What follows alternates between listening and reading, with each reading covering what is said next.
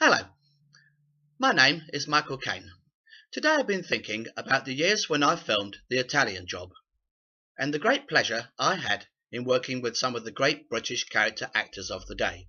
People like Ernie, also Henry McGee, John Swift, who played the garage manager, and also John Le Mesurier. And naturally, who could forget the great Benny Hill playing the mad professor. So, one night, when we were in Turin during the filming, I got to speaking to Benny, who was actually a very shy guy, and I asked him what he was writing down, and it turned out to be the lyrics of a new song he was writing called Ernie, the fastest milkman in the West. And he gave me a little rendition.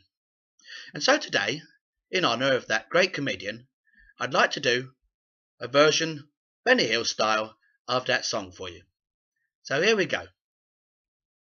You can hear the hoofbeats pound as he raced across the ground, and the clattering of the wheels as they spun round and round. He galloped into Market Street, his badge upon his chest. His name was Ernie, and he drove the fastest milk cart in the West. Now Ernie loved a widow, a lady known as Sue, who lived all alone in Little Lane at number 22. People said she was too good for him. She was haughty, fair, and chic. But Ernie got his cocoa there 3 times every week. They called him Ernie. Ernie! And he drove the fastest milk cart in the West. Oh, she said she'd like to bathe in milk. He said, all right, sweetheart. And when he finished work one night, he loaded up the cart. He said, you like it pasteurised? 'Cause pasteurised is best. She said, Ernie, I'd be happy if it comes up to me chest. And that tickled old Ernie. Ernie! And he drove the fastest milk cart in the West. Now Ernie had a rival, an evil-looking man called Two-Ton Ted from Teddington, and he drove the baker's van. He tempted her with his treacle tarts and his tasty wholemeal bread, and when she seen the size of his hot meat pies, it damn near turned her red. She nearly swooned at his macaroon, and he said, if you treat me right, there'll be hot rolls every morning and crumpets every night. He knew once she'd sampled his layer cake, he'd have his wicked way, and all that poor Ernie could offer was a pint of milk a day. Poor Ernie!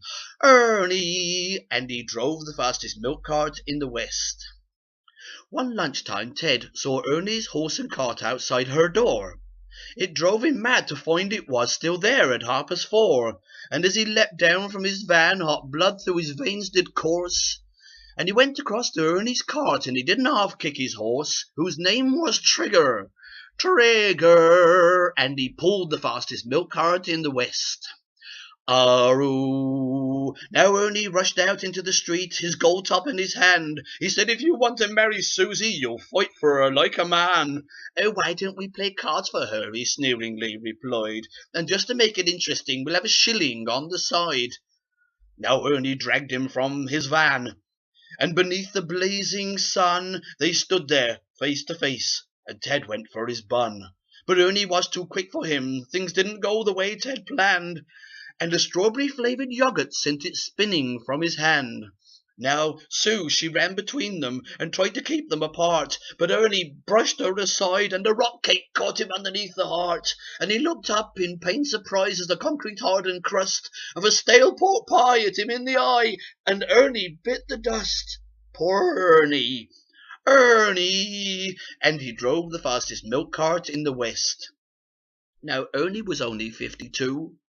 He didn't want to die, and now he does deliveries in that milk round in the sky, where the customers are angels and ferocious dogs are banned. A milkman's life is full of fun in that fairy dairy land, but a woman's needs are many-fold, and Sue, she married Ted. But strange things happened on that wedding night as they lay in their bed. Was that the leaves a-rustling, or the hinges of the gate, or Ernie's ghostly gold tops a-rattling in their crate?